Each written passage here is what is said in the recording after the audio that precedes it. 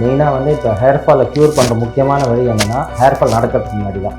ஆனால் இந்த இப்போ முக்கியமான விஷயம் என்னென்னா இப்போ இருக்க லைஃப் ஸ்டைல் வந்து ரொம்ப ஸ்ட்ரெஸ்ஃபுல்லான லைஃப் ஸ்டைல்.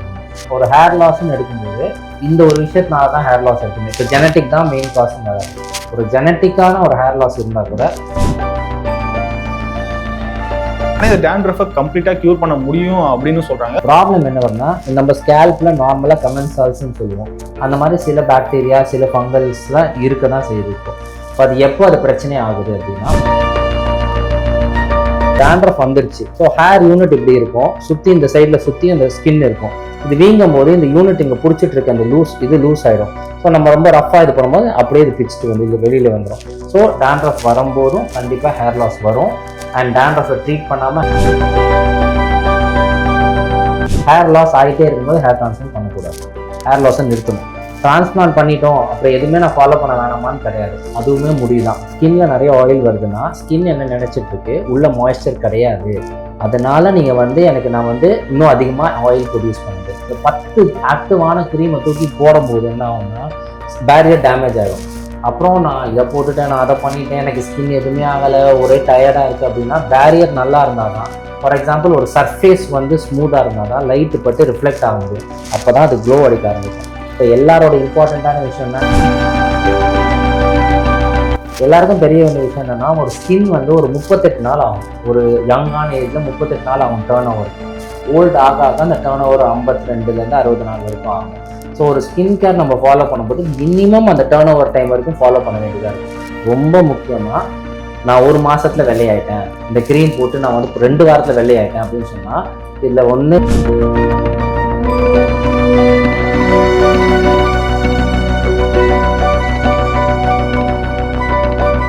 ஹெல்த் பல்ஸ் நேயர்களுக்கு அன்பு வணக்கம். இன்று நம்மோடு பிளாஸ்டிக் சர்ஜியன் டாக்டர் சரண் இணைந்திருக்கிறார். வணக்கம் சார். வணக்கம் சார். இன்னைக்கு யங்ஸ்டர்ஸ் மத்தியில் இருக்க முக்கியமான ஒரு பிரச்சனைனா ஹேர் ஃபால். இந்த ஹேர் ஃபால் எந்தெந்த காரணங்களால வருது, இதை எப்படி தடுக்கலாம், அதை பற்றி சொல்லுங்கள் சார். மெயினாக இப்போ ஹேர் ஃபாலை க்யூர் பண்ணுற முக்கியமான வழி என்னென்னா ஹேர் ஃபால் நடக்கிறதுக்கு முன்னாடி தான். ஓகேவா? எப்போ ஹேர் ஃபால் நடக்கிறதுக்கு முன்னாடியோ அப்போ இருந்தே நம்ம ஸ்டார்ட் பண்ண வேண்டியது தான். எப்போ நம்ம தின்னிங் ஆரம்பிக்குது, எனக்கு 18 வயசு மாதிரி இல்லை, ஒரு 20 வயசு 22 வயசுல எனக்கு மாறுது அப்படின்ற போது அப்போ நம்ம மாற்ற வேண்டியது தான். ஒன்ஸ் ஃபுல்லாக பால்டு ஆனதுக்கப்புறம் வரும்போது நம்மளோட ஆப்ஷன்ஸ் ரொம்பவே லிமிட்டடாக இருக்குது. பட் ஸ்டார்டிங் ஏர்லி ஸ்டேஜில் வரும்போது கண்டிப்பாக தேர் ஆர் சப்ளிமெண்ட்ஸும் இருக்குது, ட்ரீட்மெண்ட்ஸும் இருக்குது. அதை நம்ம ரெகுலராக இது பண்ணுறதுக்கு. ஆனால் இந்த இப்போ முக்கியமான விஷயம் என்னென்னா இப்போ இருக்க லைஃப் ஸ்டைல் ரொம்ப ஸ்ட்ரெஸ்ஃபுல்லான லைஃப் ஸ்டைல் ஒன்று. அண்ட் நம்மளோட முன்னாடி இருந்த மாதிரி ஊட்டச்சத்து ரொம்ப இதுவாக இருக்குது. நம்ம எல்லாம் நிறைய இப்போ ஃபாஸ்ட் ஃபுட், இன்ஸ்டன்ட் ஃபுட்ஸ் போயிட்டுருக்கு. ப்ளஸ் இந்த ஸ்மோக்கிங் ரொம்ப முக்கியமான விஷயம் இந்த இது பண்ணுறதுக்கு. ஸோ அதுவுமே ரொம்ப கான்ட்ரிபியூட் பண்ணுது. இப்போது இது எல்லாமே ஒரு ஃபேக்டர் இருந்துகிட்டே தான் இருக்குது. ஏன்னா ஒரு ஹேர் லாஸ்ன்னு எடுக்கும்போது இந்த ஒரு விஷயத்தினால தான் ஹேர் லாஸ் இருக்குன்னு. இப்போ ஜெனட்டிக் தான் மெயின் காசுன்னு வராது. ஒரு ஜெனட்டிக்கான ஒரு ஹேர் லாஸ் இருந்தால் கூடவே ஒரு நியூட்ரிஷன் டெஃபிஷியன்சியாக இருக்கலாம், ஸ்ட்ரெஸ்ஸாக இருக்கலாம், இல்லை வேறு எதாவது. ஃபார் எக்ஸாம்பிள் ஒரு உடம்பு சரியாமல் போய் வைரல் இல்னஸில் கூட வந்திருக்கலாம். ஸோ இந்த மாதிரி டீலோஜினியா ஃப்ளூவியமாக இருக்கலாம். இந்த மாதிரி நிறைய காசஸ் இருக்குது பண்ணுறதுக்கு. ஸோ நம்ம ஹேர் லாஸ் ஒரு சிங்கிளாக இது ஒரு வியாதி, இதுதான் வியாதி, இதான் காசுன்னு எடுக்க முடியாது. இது ஒரு மல்டி ஃபேக்டரில் தான் நிறைய காசஸ் சேர்ந்த ஒரு டிசீஸ் தான் இது. ஸோ கண்டிப்பாக அதை நம்ம ஸ்டார்டிங்லேயே நம்ம பிடிச்சிட்டோம்னா ஈஸியாக நம்மளால் பண்ண முடியும். முடி கொட்டினதுக்கப்புறம் ஆப்ஷன்ஸ் ரொம்ப கம்மியாக தான் இருக்குது சார். அதே மாதிரி இன்னைக்கு ஹேர் ஃபால் ஆகிறதுல முக்கியமான காரணங்களில் ஒன்றா சொல்லப்படுறது இந்த டேண்ட்ரஃப். ஆனால் இந்த டேண்ட்ரஃபை கம்ப்ளீட்டாக க்யூர் பண்ண முடியும் அப்படின்னு சொல்கிறாங்க. இன்னும் ஒரு சிலர் கம்ப்ளீட்டாக நம்ம நேச்சுரலாக இருக்க டேண்ட்ரஃபை நம்ம கிளியர் பண்ண முடியாது அப்படிங்கிற மாதிரி சொல்கிறாங்க. ஸோ இதை பற்றி சொல்லுங்கள் சார். ஹேருக்கு ஆல்ரெடி ஒரு பைலோசெபேஷியஸ், அதாவது ஹேருக்குன்றது ஒரு குட்டி குட்டி ஹேர் ஆயில் அதுவே ப்ரொடியூஸ் பண்ணுற யூனிட் இருக்குது. ஸோ ஸ்கேல்ப்பை தானாகவே அது மாய்ஸ்டாக வச்சுக்கிட்டே தான் இருக்கும். இப்போது ப்ராப்ளம் என்ன வரும்னா நம்ம ஸ்கேல்ப்பில் நார்மலாக கமென்சால்ஸ்ன்னு சொல்லுவோம். அந்த மாதிரி சில பாக்டீரியா சில ஃபங்கல்ஸ்லாம் இருக்க தான் செய்யுது. இப்போ அது எப்போ அது பிரச்சனை ஆகுது அப்படின்னா, ஃபார் எக்ஸாம்பிள் நீங்கள் நல்லா இப்போ வெளியில் போகிறீங்க, நிறைய டஸ்ட் அக்குமுலேட் ஆகுது.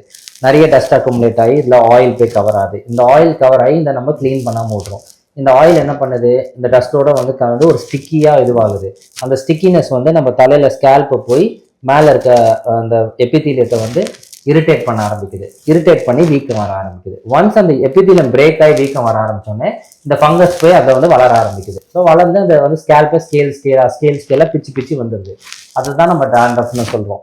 ஸோ இப்போ இது வராமல் இருக்கணும்னா ஸ்கேல்பை க்ளீன் பண்ணணும் ஃபஸ்ட்டு. ஸோ இப்போ நிறைய பெரிய மித்து இருக்குது, நான் டெய்லி தலை குளிச்சுன்னா எனக்கு சைனஸ் வரும், எனக்கு வந்து முடி கொட்டிடும் அப்படின்லாம் இருக்குது. பட் ஆனால் டெய்லி நீங்கள் தலைக்கு குளித்து தலையை நீட்டாக வச்சுக்கிட்டிங்கன்னா டாண்ட்ரஃபோட இன்சிடென்ஸ் ரொம்ப கம்மியாக இருக்கும். ஸோ அதுதான் இந்த மெயின் விஷயம். ஸோ நம்ம ஸ்கேல்ப் எவ்வளோ க்ளீனாக இருக்கோ அவ்வளோ க்ளீனாக தான் வந்து நம்மளால் அவ்வளோ ஈஸியாக நம்மளால் டாண்ட்ரஃபை ப்ரிவென்ட் பண்ண முடியும். அண்ட் டாண்ட்ரஃப் வந்துருச்சு, ஸோ என்ன ஆகுதுன்னா இப்போ டாண்ட்ரஃப் வந்து அது வீக்கம் வந்துருச்சு இப்போ. ஸோ ஹேர் யூனிட் இப்படி இருக்கும், சுற்றி இந்த சைடில் சுற்றி அந்த ஸ்கின் இருக்கும். இது வீங்கும் போது இந்த யூனிட் இங்கே பிடிச்சிட்டு இருக்க அந்த லூஸ் ஆகிடும். ஸோ நம்ம ரொம்ப ரஃபாக இது பண்ணும்போது அப்படியே இது பிச்சுட்டு வந்து இல்லை வெளியில் வந்துடும். ஸோ டாண்ட்ரஃப் வரும்போதும் கண்டிப்பாக ஹேர் லாஸ் வரும். அண்ட் டாண்ட்ரஃபை ட்ரீட் பண்ணாமல் ஹேர் வந்து நம்ம ஹேர் ஃபாலுக்கு மட்டும் பார்த்துக்கிட்டே இருக்கணும்னா முடியாது. ஏன்னா அது வந்து ஒரு சர்க்கிள் மாதிரி வந்துக்கிட்டே இருக்கும். ஸோ நம்ம ஸ்கேல்பை எப்போவுமே க்ளீனாக வச்சுக்கிட்டா தான் டாண்ட்ரஃபை கம்மி பண்ண முடியும். டாண்ட்ரஃபை கம்மி பண்ணால் ஹேர் ஃபாலை கம்மி பண்ணலாம். சார் அதே மாதிரி இந்த ஹேர் ரிலேட்டடான டாபிக் உள்ள வந்தாலே ஆயிலுங்கிறது முக்கியமான விஷயமா ஒன்று இருந்துட்டு இருக்கு. இந்தியா அளவில் வந்து இந்த ஆயிலுடைய மார்க்கெட்டும் ரொம்பவே அதிகமாக இருந்துட்டு இருக்கு. ஆயில் அப்ளை பண்ணால் ஹேர் ஃபால் கம்ப்ளீட்டாக ஸ்டாப் ஆகுமா? ஸோ ஆயிலுடைய முக்கியத்துவத்தை பற்றி சொல்லுங்கள் சார். சரி, ஆயிலுக்கு ஒரு வேலை இருக்குது, ஓகேவா? ஃபார் எக்ஸாம்பிள் இப்போ அதான் சொன்னேன், ஸ்கேல்பில் ஆயிலுக்கு வேலை கிடையாது, சுத்தமாக வேலை கிடையாது. ஏன்னா ஸ்கேல்பே அதை ஆயிலை ப்ரொடியூஸ் பண்ணிக்கும். இந்த முடி இருக்குல்ல, இந்த முடி வந்து ரஃபாக இருக்கும், இந்த கியூட்டிக்கல்னு வெளியில் ரஃபாக இருக்கும், ஒரு அவுட்டர் கவரிங் இருக்கும். இந்த அவுட்டர் கவரிங் தான் இந்த ஆயில் பண்ணும்போது ஸ்மூத் ஆகும். இப்போது ஸ்மூத் ஆகும்போது என்ன ஆகும்னா அந்த ஹேர் பார்க்கறதுக்கு திக்காகவும் நல்ல இதுவாகவும் இருக்கும். அந்த ரஃபாக இல்லாமல் ஃப்ரிஸ் ஆகாமல் பிரேக் ஆகாமல் இருக்கும். அதுதான் ஆயிலோட மெயினான ஃபங்க்ஷன். இப்போ என்ன ப்ராப்ளம் எல்லாருக்கும் அப்படின்னா, ஆயில் அப்ளை பண்ணி 24 மணி நேரம் விட்டுருவாங்க, ஓகேவா? விட்டுட்டு ஹேரை வாஷ் பண்ண மாட்டாங்க. அண்ட் முன்னாடி காலத்தில் பொல்யூஷன் அவ்வளோ கிடையாது, ஸோ அதனால டெய்லி பண்ணிட்டு இருந்தாங்க.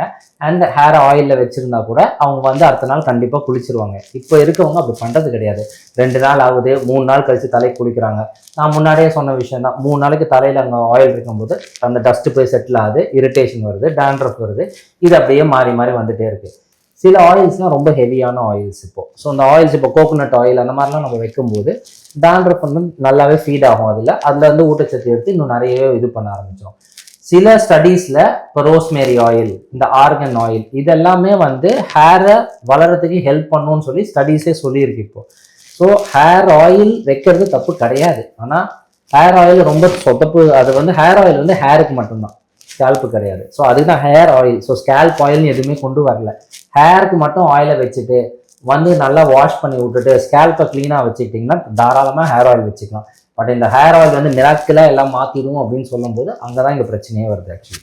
சார் அதே மாதிரி நீங்கள் ஏற்கனவே சொன்ன மாதிரி டெய்லி ஷாம்பு யூஸ் பண்ணால் அதனாலேயும் ஹேர் ஃபால் ஆகும் அப்படிங்கிற மாதிரி சொல்கிறாங்க. ஏன்னா நிறைய ஷாம்பூஸில் வந்து நிறைய கெமிக்கல்ஸ் இருக்குது, அது வந்து ஒரு சில ஹேருக்குலாம் செட் ஆகாது அப்படிங்கிற மாதிரி சொல்கிறாங்க. ஷாம்பு ரெகுலராக யூஸ் பண்ணுறதுனால ஹேர் ஃபால் ஆகுமா? எந்த மாதிரியான ஷாம்புஸை யூஸ் பண்ணால் ஹேர் ஃபால் ஆகாமல் இருக்கும்? பேசிக் ஐடியா என்னன்னா, இப்போ ஷாம்புவோட வேலை என்ன? ஸ்கேல்ப்பை க்ளீன் பண்ணுறது தான். ஸோ இப்போ சில பேருக்கு இப்போ அமோனியா இரிட்டேட் ஆகும், அது அலர்ஜி வரும். அதில் யூஸ் பண்ணுற அந்த எஸ்எல்எஸ்ஸு, பேரபென்ஸு, இது எல்லாமே இரிட்டேட் ஆகும். இது இல்லாமல் paraben free, ammonia free shampoos are okay. எந்த ஷாம்பு வந்து உங்களுக்கு வந்து உங்களை ஸ்கேல்ப்பை நல்லா க்ளீனாக வச்சுக்குது, உங்களுக்கு அலர்ஜி இல்லாமல் இருக்கலாம், அந்த ஷாம்பு எடுத்து யூஸ் பண்ணிக்கலாம். இப்போது டாண்ட்ரஃப் வந்துடுச்சு, நிறைய டாண்ட்ரஃப் இருக்குன்னா அப்போ மெடிக்கேட்டட் ஷாம்பூஸ், இப்போ சாலிசிலிக் ஆசிடோ இல்லை கீட்டோகோனசோல் வச்சோ அந்த மாதிரி டாபிக்கெல்லாம் போகும்போது இன்னும் கொஞ்சம் யூஸ்ஃபுல்லாக இருக்கும். ஏன்னா ஆல்ரெடி வந்துடுச்சு, அதை ட்ரீட்மெண்ட் பண்ணால் நல்லாயிருக்கும். அது இல்லாமல் நார்மலாக பண்ணவங்களுக்கு regular shampoos whatever they're comfortable, ஆனால் ரெகுலராக ஸ்கேல்ப்பை க்ளீனாக வச்சுட்டா எஸ் இட் ஒர்க்ஸ். சார் அதே மாதிரி இந்த ஹேர் ஃபாலுக்கு அப்புறமா ஹேர் டிரான்ஸ்பிளான்ட் அப்படிங்கிற ஒரு விஷயம் இப்போ ரொம்பவே வைரலாக பரவிட்டு இருக்கோம்னு சொல்லலாம். யார் யாரெல்லாம் இந்த ஹேர் டிரான்ஸ்பிளான்ட் பண்ணலாம், எந்த வயசில் ஸ்டார்ட் பண்ணலாம், அதோடைய ரிசல்ட் எவ்வளோ நாட்களில் தெரிய ஆரம்பிக்கும்? ஹேர் டிரான்ஸ்பிளான்ட் பற்றின உங்களுடைய கருத்துக்களை சொல்லுங்கள் சார். இப்போது ஹேர் டிரான்ஸ்பிளான்ட் வந்து கிட்டத்தட்ட எல்லாருக்குமே பண்ணலாம். என்னென்னா டோனர் ஏரியான்னு சொல்லுவோம். ஏன்னா இப்போது பின்னாடியிலேருந்து டோனர் எடுப்போம், தாடியிலேருந்து எடுப்போம், பாடி ஹேர் எடுக்கலாம். ஸோ இப்போ என்ன விஷயம் அப்படின்னா, எத்தனை ஹேர் தேவைப்படுது, ஒரு செஷனில் அதை ஃபுல்லாக கவர் பண்ண முடியுமா? ஸ்டார்டிங் இப்போ ஸ்டேஜ் 2, ஸ்டேஜ் 3, ஸ்டேஜ் 4லலாம் நம்மளால் ஒரு செஷனில் கவர் பண்ண முடியும். பட் இப்போ எப்படின்னா ஹேர் டிரான்ஸ்பிளான்ட் எப்போ பண்ணலான்னு கேட்டிங்களா, ரொம்ப இம்பார்ட்டண்ட்டான விஷயம் தான். ஹேர் லாஸ் ஆகிட்டே இருக்கும்போது ஹேர் டிரான்ஸ்பிளான்ட் பண்ணக்கூடாது, ஹேர் லாஸை நிறுத்தணும். இப்போ என்ன நடக்கும் அப்படின்னா, ஹேர் லாஸ் வந்து இப்போ ஆகிட்டே இருக்குது. ஸோ நம்ம முன்னாடி வந்து ஹேர் லாஸ் முடி கொட்டிடுச்சு, நம்ம எடுத்து டிரான்ஸ்பிளான்ட் பண்ணிகிட்டே இருக்கோம்.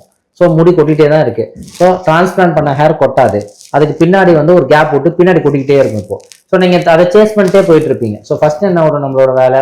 ஃபஸ்ட்டு ஹேர் லாஸை நிறுத்தணும். ரெண்டாவது விஷயம் என்னென்னா, நார்மலாக இப்போ ஒரு நர்சரிக்கு போகிறீங்க, செடியெல்லாம் ரொம்ப அழகாக இருக்குது, நிறைய செடி இருக்குது. நம்ம வீட்டில் கொண்டு வந்து நம்ம வீட்டு மண்ணில் எடுத்து வைக்கிறோம், அது செடி செத்து போயிடுது.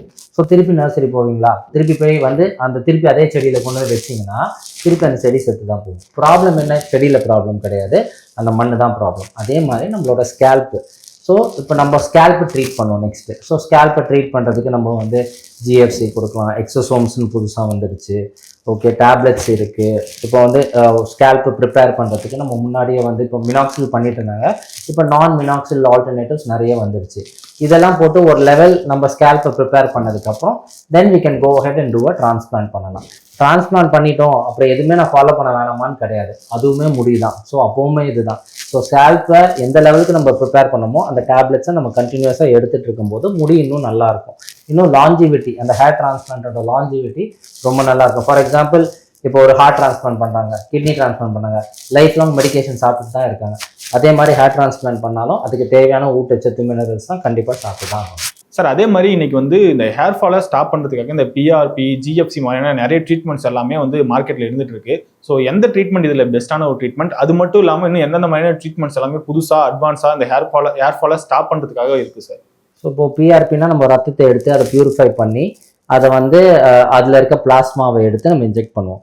இந்த பிளாஸ்மா எடுத்து இன்ஜெக்ட் பண்ணும்போது அதில் வந்து நம்மளோட ரத்தத்தோட சில ஃபேக்டர்ஸ் எல்லாம் இருக்கும். ஸோ இந்த ஜிஎஃப்சி இந்த பிளாஸ்மா பிஆர்பின்னு வரும்போது அது அந்த பர்சனுக்கு எடுத்து பண்ண முடியும். ஏன்னா அந்த நிறைய மற்ற இது இருக்கும், தேவையில்லாத நிறைய பிளட் காம்பனன்ட்ஸ் அதில் இருக்கும், உடஞ்சி போயிருந்தாலும் இருக்கும், அதில் ஃபுல்லாக கிளியர் ஆகாது. ஸோ அதை இன்ஜெக்ட் பண்ணுவோம். ஸோ அதை இன்ஜெக்ட் பண்ணும்போது உங்களுக்கு ஓரளவுக்கு வந்து ஒரு பாத்வே மூலமாக அது வந்து வேலை செய்யும். ஜிஎஃப்சின்றது ஃபுல்லாகவே க்ரோத் ஃபேக்டர்ஸ் தான். அதாவது இந்த தேவையில்லாத பிளட் காம்பனன்ட்ஸ் எல்லாத்தையுமே எலிமினேட் பண்ணிட்டு வெறும் இந்த க்ரோத் ஃபேக்டர்ஸை மட்டும் இன்ஜெக்ட் பண்ணுவோம். இப்போ இன்ஜெக்ட் பண்ணும்போது என்ன ஆகும்னா இந்த மற்ற சைட் எஃபெக்ட்ஸ் எதுவுமே இல்லாமல் அந்த இடத்துல வந்து வீக்கம் வராமல் அந்த இடத்துல இரிட்டேஷன் எதுவும் பண்ணாமல் வந்து இன்னும் க்ரோத் வந்து இன்னும் கொஞ்சம் நல்லாவே ஆரம்பிக்கும். இப்போ புதுசாக பார்த்தீங்கன்னா எக்ஸோசோம்ஸ்ன்னு ஒன்று சொல்கிறாங்க. டைரெக்டாகவே ஹியூமன்ஸ்லேருந்து இல்லை பிளசண்டாலேருந்து எடுக்கிற எக்ஸோசோம்ஸாக இருக்கலாம், பிளான்ட் டிரைவ்டு எக்ஸோசோம், அதான் க்ரோத் ஃபேக்டர் ஸ்டெம் செல்ஸ் மாதிரி, அதை டைரெக்டாகவே எடுத்து பியூரிஃபை பண்ணி இன்ஜெக்ட் பண்ணுறாங்க. ஸோ இது டைரெக்டாகவே ஹேரை ஸ்டிமுலேட் பண்ணும், இன்னும் நல்லா வேலை செய்யும் அப்படின்னு சொல்லிட்டு நியூவாக போயிட்டே இருக்காங்க. இந்த மாதிரி நிறைய வந்து இப்போ சிந்தட்டிக் டெரிவேட்டிவ்ஸ், QR678 இந்த மாதிரி நிறைய ஆப்ஷன்ஸ் வந்துட்டே தான் இருக்குது. பட் எல்லாருக்கும் எல்லாம் வேலை செய்யுமானா கிடையாது. ஓகேவா, சில பேருக்கு பிஆர்பி இருக்கும், பட் ஒவ்வொருத்தருக்கும் ஒவ்வொரு இண்டிவிஜுவல் தெரப்பியும் நம்ம பார்த்து தான் நம்ம டிசைட் பண்ண வேண்டியதாக இருக்கும். சார் அதே மாதிரி இன்னைக்கு வந்து இந்த சோஷியல் மீடியாஸில் நிறைய பேர் இந்த ஹேர் ரிலேட்டடாக ஹோம் ரெமிடிஸ் வந்து ரெக்கமெண்ட் பண்ணிட்டு இருக்காங்க. அதெல்லாம் எந்த அளவுக்கு சூட்டபுளாக இருக்கும் ஒரு பர்சனுக்கு, அது எல்லாமே நம்ம ட்ரை பண்ணி பார்க்கலாமா, அதை பற்றின உங்கள் கருத்து என்ன சார்? நானே வந்து சம்டைம்ஸ் வந்து இப்போ இந்த ஆயில் யூஸ் பண்ணுங்க, இதெல்லாம் ட்ரை பண்ணலாம் அப்படின்னு தான் நான் சொல்லியிருக்கேன். ஹோம் ரெமடிஸ் எப்படி வரும்னா, இன்டேக்காக நீங்கள் ஹேர் குடிக்கும்போது, இப்போ ஹேர் ஸ்ட்ரென்தன் பண்ணுறதுக்கு இப்போ கருவேப்பிலை எடுத்துக்கோங்க, இல்லை ஆம்லா ஜூஸ் எடுத்துக்கோங்க, இல்லை இந்த மாதிரி விஷயங்கள் நம்ம ஃபாலோ பண்ணும்போது நல்லாவே வேலை செய்யும். ஸ்கேல்ப் அப்ளிகேஷன் எல்லாருக்குமே இப்போ மஞ்சள் எடுத்து தலையில் போடுங்க, இந்த மாதிரி நிறைய விஷயங்கள் வரும்போது அவங்களுக்கு மஞ்சள் ஒத்துக்குதா இல்லையான்னு நம்மளுக்கு தெரியாது. ஒரு சைஸ் ஃபிட் ஆகவே ஆகாது. ஒருத்தவங்க வந்து இந்த மாதிரி சோஷியல் மீடியாவில் பார்த்துட்டு மூஞ்சில் மஞ்சள் போட்டேன்னு சொல்லி மூஞ்சி ஃபுல்லாக அப்படியே ரெட்டாக மூஞ்சி ஃபுல்லாக வீங்கி வந்தாங்க. ஸோ இந்த மாதிரி ப்ராப்ளம்ஸ் நிறைய இருக்குது. ஸோ எல்லாருக்கும் எல்லாமே செட் ஆகுன்றது கிடையாது. உங்களுக்கு அது செட் ஆகுதா, ஒருத்தருக்கு வேலை செய்தா சரி வேலை செஞ்சுருக்கு, ஆனால் எல்லாருக்கும் வேலை செய்யணும்னு அவசியம் கிடையாது.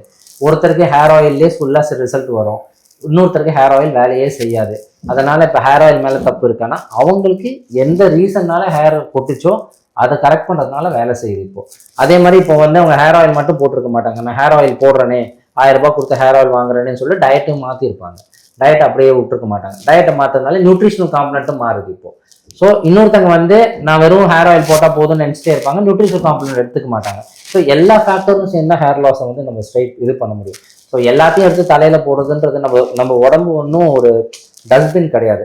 நம்மளுக்கு என்ன தேவையோ கரெக்டாக பண்ணும்போது தான் நம்மளுக்கு தேவையான ரிசல்ட் வரும். அதுதான். ஸோ ஒருத்தங்க கிட்ட போய் ஒரு டாக்டர், ஒரு டெர்மட்டாலஜிஸ்ட், இல்லை பிளாஸ்டிக் சர்ஜன்ட்ட போய் பார்த்து பேசும்போது உங்களுக்கு இந்த ப்ராப்ளம் இருக்குது, உங்களுக்கு டேண்ட்ரஃப் இருக்குது, இதனால ஹேர் லாஸ் ஆகுதா, உங்களுக்கு ஒரு ஜெனட்டிக் ப்ராப்ளம்னால ஹேர் லாஸ் ஆகுதா, இல்லை ஒரு வைரல் இல்னஸ் வந்துருச்சு, இல்லை ப்ரெக்னன்சி ஆச்சு, வீட்டில் யாராவது ஒருத்தருக்கு ரொம்ப உடம்பு சரியாமல் ரொம்ப டிப்ரெஷனில் இருந்தீங்க, 3 மாதம் கழிச்சு ஹேர் லாஸ் பயங்கரமாக கொட்டிகிட்டே இருக்குது, என்ன காரணம்னே தெரியல, நான் ரொம்ப இதுவாக இருக்கேன்னா, இதெல்லாம் நீங்கள் சோஷியல் மீடியா பார்க்கும்போது உங்களுக்கு என்னன்னே தெரியாது. இதை நீங்கள் ரிலேட்டே பண்ண மாட்டீங்க. ஏன்னா டெலோஜன் எஃப்ளூயம்னு ஒரு கண்டிஷன் இருக்குது. அந்த கண்டிஷனே வந்து நடந்து 3 மாதம் 4 மாதம் கழிச்சு தான் அதோட எஃபெக்டே தெரியும். ஒரு மேஜரான ஈவெண்ட் நடந்திருக்கும். இப்போ ஃபார் எக்ஸாம்பிள் ஒரு 3 மாதம் முன்னாடி வேலை போயிருக்கும், இல்லை ஒரு இடத்துலேருந்து ட்ரான்ஸ்ஃபர் பண்ணியிருப்பாங்க, ரொம்ப டிப்ரெஷனில் போயிருப்பாங்க, அது ஒரு 3-4 மாதம் ஆயிருக்கும். 3-4 மாதத்துல அவங்க வந்து ரிக்கவராக வெளியில் வந்திருப்பாங்க. ஆனால் அந்த 3 மாசத்தோட எஃபெக்ட் இப்போ தான் தெரிய ஆரம்பிக்கும். அதை அவங்களால கோரிலேட்டே பண்ண முடியாது. இது வந்து ஒருத்தர் வந்து சொன்னாதான் ஓ இது நடந்துச்சா, இதனால இது நடக்குதா அப்படின்னு சொல்லி பண்ண முடியும். ஸோ சோஷியல் மீடியா வந்து சில விஷயங்கள் ஹெல்ப் பண்ணாலும் எல்லாருக்கும் எல்லா சைஸும் ஃபிட் ஆகும். சார் அதே மாதிரி இப்போ ஸ்கின் பக்கம் வந்தோம்னா ஒரு டாக்டரா 5 முக்கியமான விஷயங்கள் ஸ்கின் ரிலேட்டடாக ஃபாலோ பண்ணும் அப்படின்னா நீங்கள் எந்தெந்த விஷயங்களை ரெக்கமெண்ட் பண்ணுவீங்க சார்? ஃபஸ்ட்டு சன்ஸ்க்ரீன் 100% எல்லாருமே ஃபாலோ பண்ண வேண்டியது சன்ஸ்க்ரீன் தான். இந்த சன்ஸ்க்ரீன் தான் உங்களோட பெஸ்ட் ஆன்டி ஏஜிங் ட்ரீட்மெண்ட்னு கூட சொல்லுவேன் நான். நெக்ஸ்ட் வந்து ஒரு மாய்ஸ்சரைசர். ஸோ எல்லாரும் சில பேர் வந்து என் ஸ்கின் ரொம்ப ஆயிலியாக இருக்குது, நான் மாய்ஸ்சரைசர் போட்டால் இன்னும் அப்படியே வலிஞ்சு கொட்டுது அப்படின்வாங்க. அவங்களுக்கு என்ன புரிய மாட்டேங்குதுன்னா, ஸ்கின்ல நிறைய ஆயில் வருதுன்னா ஸ்கின் என்ன நினச்சிட்டு இருக்கு, உள்ள மாய்ஸ்சர் கிடையாது, அதனால நீங்கள் வந்து நான் வந்து இன்னும் அதிகமாக ஆயில் ப்ரொடியூஸ் பண்ணுது. நீங்கள் மாய்ஸ்சர் போட்டு அதை நீங்கள் மாய்ஸ்சரைசர் போட்டு பேலன்ஸ் பண்ணும்போது உங்களுக்கு ஸ்கின் வந்து அந்த ஆயிலினஸ் கம்மி பண்ணும். முக்கியமான 3வது விஷயம் என்னன்னா, அந்த ஸ்கின் பேரியரை நம்ம ரிப்பேர் பண்ணோம். நீங்கள் 10 ஆக்டிவான கிரீமை தூக்கி போடும்போது என்ன ஆகும்னா பேரியர் டேமேஜ் ஆகிடும். அப்புறம் நான் இதை போட்டுட்டேன், நான் அதை பண்ணிட்டேன், எனக்கு ஸ்கின் எதுவுமே ஆகலை, ஒரே டயர்டாக இருக்குது அப்படின்னா பேரியர் நல்லா இருந்தால் தான். ஃபார் எக்ஸாம்பிள் ஒரு சர்ஃபேஸ் வந்து ஸ்மூத்தாக இருந்தால் தான் லைட்டு பட்டு ரிஃப்ளெக்ட் ஆக முடியும். அப்போ தான் அது க்ளோ அடிக்க ஆரம்பிக்கும். இப்போ எல்லாரோட இம்பார்ட்டண்ட்டான விஷயம் என்ன, ஸ்கின்னு கிளியராக இருக்கணும், ஸ்கின் அப்படியே க்ளோ அடிக்கணும். அதுதான் மெயினாக எல்லாருமே வர்றது. இப்போ அது வரணும்னா ஸ்கின் வந்து டேமேஜ் ஆகாமல் ஸ்மூத்தாக இருக்கணும். ஸ்மூத்தாக இருக்கணும்னா பேரியர் நல்லா இருக்கணும். So moisturiser must. ஒரு நல்ல ஃபேஸ் வாஷ் யூஸ் பண்ண, ஆனால் ஒவ்வொருத்தருக்கோட இதை பொறுத்து யூஸ் பண்ண வேண்டியதாக இருக்கும். அண்ட் 4வது விஷயம் வந்து சாப்பிட்ற சாப்பாடு. ஏன்னா ஸ்கின் கேர் வந்து வெறும் மேலே 50% தான் மேலே போடுறது, 50% நம்ம வாரக்குள்ளே என்ன போடுறோமோ அது முக்கியம்தான். ஸோ எனக்கு ஸ்கின்னு நல்லா வரணும்னா உங்களோட டயட் ரொம்ப important. Stress, work outs, life style, தண்ணி குடிக்கிறது எல்லாமே ரொம்ப இம்பார்ட்டண்ட்டாக மாறிடுது. தூக்கம் ரொம்ப இம்பார்ட்டண்ட்டாக மாறிடுது. இப்போது இதில் நான் வந்து விட்டமின் சி, நயசன் மாதிரி எதுவுமே நான் சொல்லவே இல்லை. ஏன் சொல்லலை அப்படின்னா, ஒவ்வொருத்தருக்கும் ஒரு கோல் இருக்கலாம். அந்த கோலுக்கு ஏற்ற மாதிரி உங்களுக்கு ஆக்னே இருக்கும். உங்களுக்கு நான் ஆக்னே இருக்கும்போது நான் போய் உங்களுக்கு வாங்க ஃபுல்லாக பீல் பண்ணி விடுவோம், ஃபுல்லாக ஆக்டிவ் ஒன்று போடுவோம்னா இன்னும் மோசமாக தான் ஆகும். ஸோ உங்களுக்கு என்ன ப்ராப்ளம் இருக்கோ அது ஃபஸ்ட்டு அதை நம்ம சால்வ் பண்ணணும். ஆக்னே ஸ்கார் இருக்குது, எனக்கு எப்போனா பிரைட் ஆகிடணும், ஸ்கின் கிளியர் ஆகிடணும், ஃபஸ்ட்டு ஸ்காரை ட்ரீட்மெண்ட் பண்ணணும், ஆக்னேவை ட்ரீட்மெண்ட் பண்ணணும், அப்புறம் தான் ஸ்காரு, அப்புறம் தான் பிக்மெண்டேஷன். ஸோ இதுக்கு ஒரு ரோல் இருக்குது. ரொம்ப முக்கியமாக நான் 1 மாதத்தில் வெள்ளையாயிட்டேன், இந்த க்ரீம் போட்டு நான் வந்து 2 வாரத்தில் வெள்ளையாயிட்டேன் அப்படின்னு சொன்னால் இதில் ஒன்று மர்க்குரி இருக்கும், இல்லை ஹைட்ரோகுனோன், இல்லை ஏதாவது டேஞ்சரஸான விஷயங்கள் இருக்கும். இப்போ இந்த மர்க்குரின்னா என்ன ஆகும்னா ரொம்ப ஃபாஸ்ட்டாக ரிசல்ட்ஸ் கொடுத்துரும். பட் இது வந்து அப்சார்பும் ஆகும். அப்சார்ப் ஆகும்போது நம்ம இன்டர்னல் ஆர்கன் டேமேஜ் வரும். இது நிறைய க்ரீம்ஸில் வந்து இந்த இது கொடுக்கறதே கிடையாது. இது மர்க்குரின்றது வேற விதமாக சொல்லிடுறாங்க. இப்போ இந்த ஹைட்ரோகுனோன் என்ன பண்ணுவோம்னா அதே தான் நடக்கும், ஸ்கின்னை தின் பண்ணிகிட்டே வந்துட்டு இருக்கோம். இப்போ ஸோ தின் பண்ணிகிட்டே வரும்போது என்ன ஆகும்னா அது வந்து வெள்ளையாக தெரியும், டக்குன்னு வெள்ளையாக்கி விட்டுரும், ப்ளீச் பண்ணும் அது. ஆனால் ஸ்கின் ரொம்ப நாள் கழிச்சு கிரே ஆகிடும். ஏன்னா அது ரொம்ப வெள்ளையாக அந்த ப்ளீச் பண்ணிகிட்டே வரதுனால அதோட எஃபெக்ட் வந்து கிரே ஆகிடும். அண்ட் ரொம்ப இம்பார்ட்டண்ட்டாக ஒரு 30 வயசு இல்லை 35 வயசு மேலே கொஞ்சம் ரிங்கிள்ஸ்லாம் வர ஆரம்பிக்குது, கொஞ்சம் இது மாதிரி இருக்குன்னா retinal is a very good option இது. பட் ஆனால் எல்லாருமே இப்போ வந்து 20 வயசுலலாம் போட ஆரம்பிச்சிட்டாங்க. 20 வயசுலலாம் கண்டிப்பாக போடக்கூடாது. ஸ்கின்ல நல்லாவே இது இருக்கும்.